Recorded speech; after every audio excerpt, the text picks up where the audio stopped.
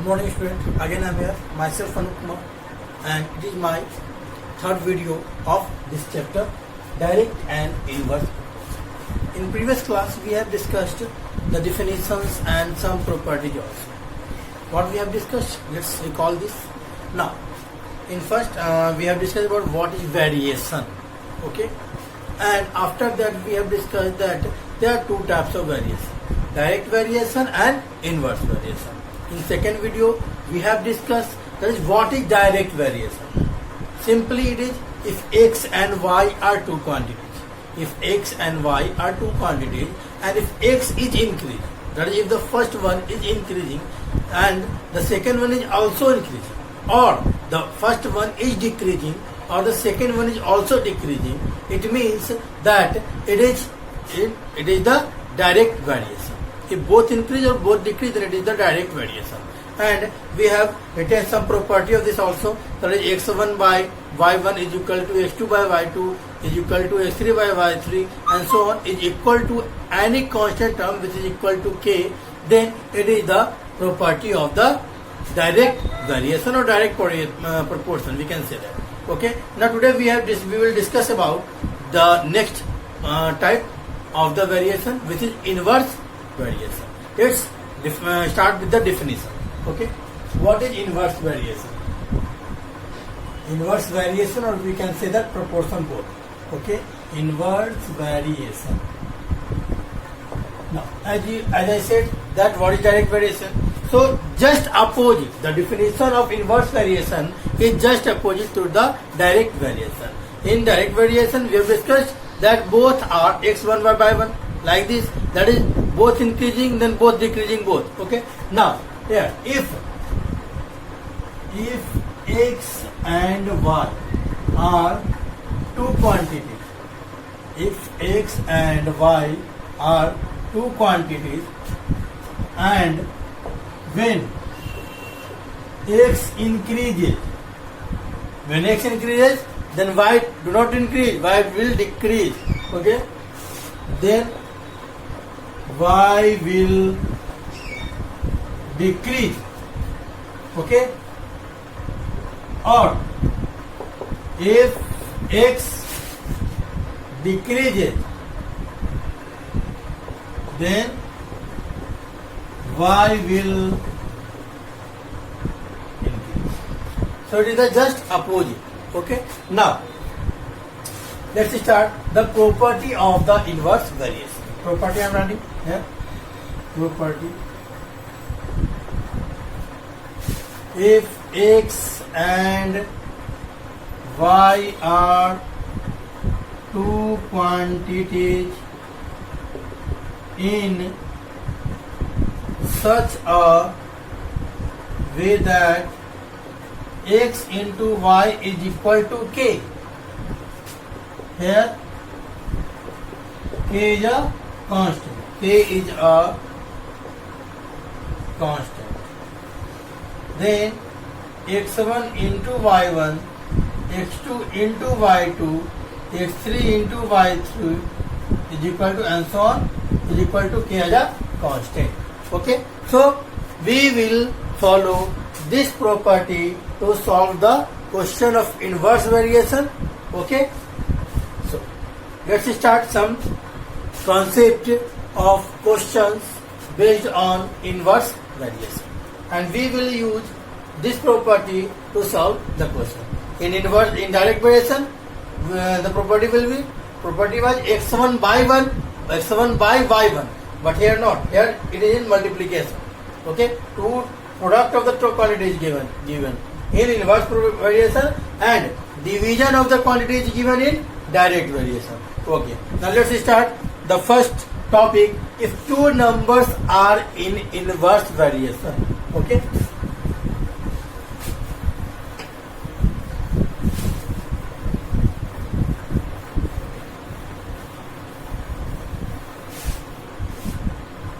the first topic is if two numbers are in inverse variation. Okay. Now, For this, based on this topic, I am writing a question. Then I will solve it.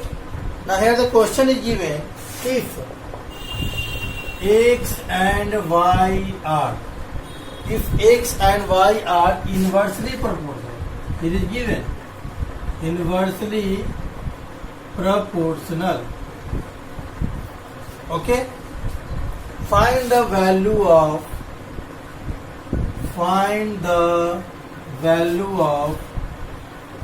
x1, x2 and y. Okay. Now I am writing the question in a box.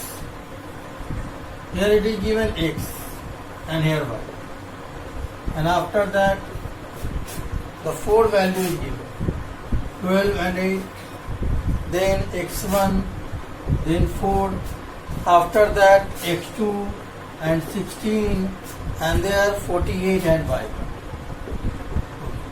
Now, as we know that it is inversely proportional, then here we will write, since it is inversely proportional, it means we can use x1 y1, x2 y2 and so on is equal to k. Okay, these all products of the quantity will be equal. It means 12 into 8 is equal to x1 into 4. Like this we will write 12 into 8 is equal to x1 into 4 is equal to x2 into 16 and is equal to 48 into y. Okay, now we will find the value by comparing with the first term, because in first term both value is given. Okay, now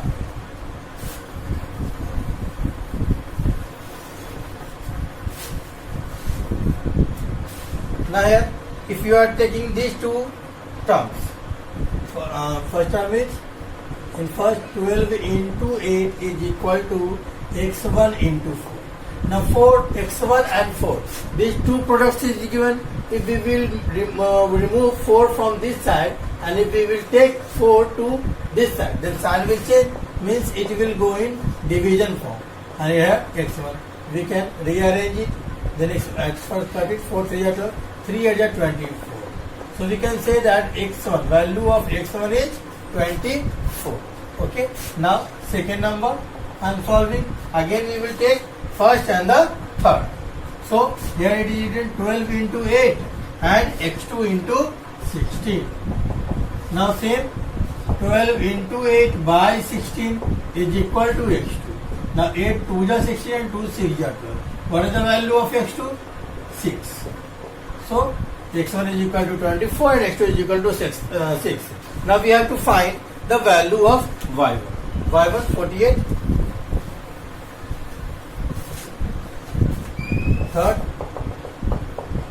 12 into 8 is equal to 48 into y. Okay. Now again 12 into 8 by 48 is equal to y1. 12 1 ja 12, 12 4 ja 48, then 4 2 ja. Hence we can say that y is equal to y1 is equal to 2.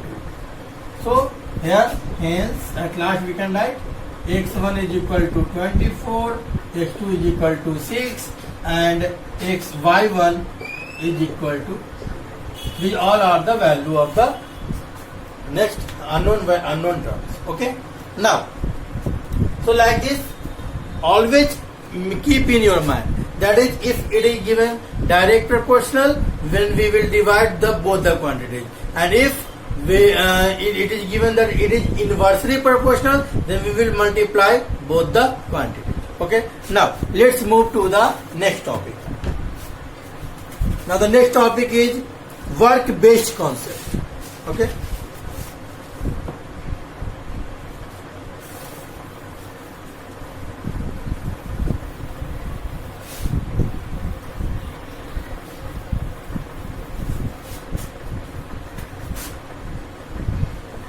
Work based concept.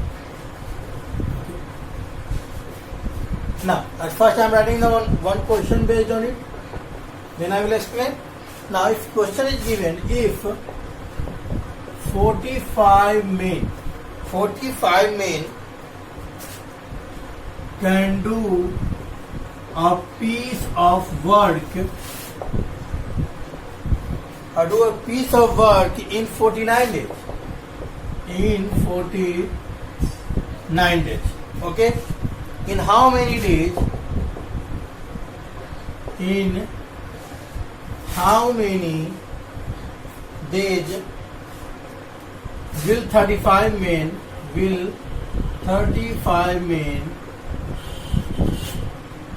do it? Same type of question we have discussed in direct proportional, men woman type question. But how can we identify by only reading the question that it is based on direct proportional or inversely proportional? You will confuse. Okay, so in this type you have to use your intelligence. That is, you have to read all the lines of the question and you have to see that increasing or decreasing. That terms you have to keep in your mind every time. Then you will not confuse. Let's see this question. At first, what is given? There is 45 men can do a piece of work. That is, there is a one word. There is any work is given. Okay. Now, someone has given a work to complete. Okay, and 45 men are doing this work in 49 days. Okay, 45 men in 49 days. Now, in how many days will 35 men? 35 men can do. Okay, now keep in mind. So see here, 45 men means 49. 45 men do in 49 days. Here you can see the men decrease.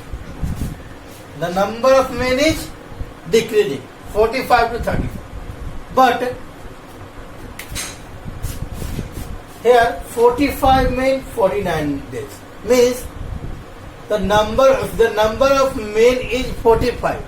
Then they can complete the work in 49 days. Okay. Now if the number of men reduce, then the number of days will also reduce. Means less men can do the same work in less time. No. If the number of men will reduce, it means their capability will not reduce. Okay? It means they take more time. Means here it is decreasing. It is decreasing, but it will increase. The number of days will increase. Okay? Here it is decreasing like this. Okay? But here it will increase. Here increase. And here decrease. If the number of men will decrease, then number of days will increase. It is simple. Okay? Let's see one example. If I am doing a single work in one day. Okay, if I am doing a single work in one day, then like me, if two men can do this work in one day or less time, simply it takes less time to complete because the capability will increase. If the capability will increase, it means that those two persons will take less time. It means the number of person increase, then number of time decrease. Increase and decrease, opposite. And if opposite, it means inversely proportional. Simple it is. So you have to think about it. Now, so at first we will write let required number of days. Required number of days is equal to x. Okay. Now we will make a box at first. Now number of days and number of men. Okay. Now here if number of days is 49, then 45 men, and number of days x, then 35. So here clearly if what is decreasing? Number of main is decreasing. So we will if the number of main decrease, then number of days will increase. Hence, it is inversely proportional. It is inversely proportional. And if it is inversely proportional, that is we will multiply both the quantities. Okay? It means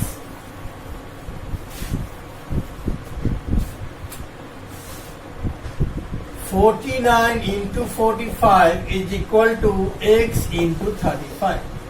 Okay? Now 49 into 45 by 35 is equal to, okay, then 7 7 ja 49, 7 5 ja 35, 5 9 ja, then 7 9 ja 63. So here we can write x is equal to 63 days. And in the last we will write in the statement that hence 35 men can do this work in 63. Okay. So I hope that you all have understood this concept. Okay. So students, I hope that you all have understood this. Okay. So let's recall this all the concepts which we have discussed today. Okay.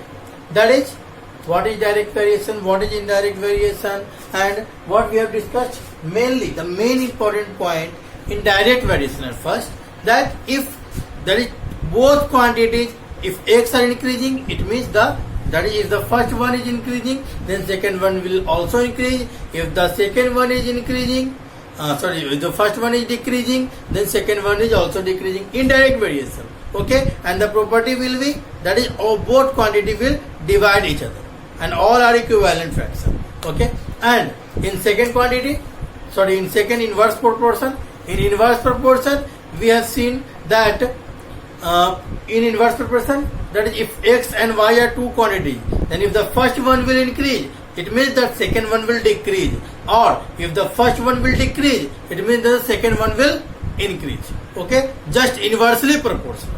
Okay, so like this we can use the property that is both will multiply. Indirect proportional, both quantity will divide, but here both quantity will multiply with itself. Okay dear, so like this we can use question. Okay dear, so thank you. In next video we will discuss the more topics about the inverse proportion. Thank you.